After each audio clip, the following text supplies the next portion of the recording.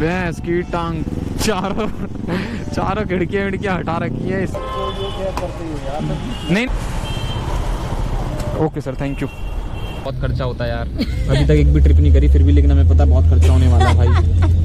अगर ट्रिप का हो जाए ना, डेली ब्लॉग धे मारूंगा डेली आपके लिए। देखते देखते थक जाओगे, इतने ब्लॉग बना डालूंगा मैं। आग लगा दी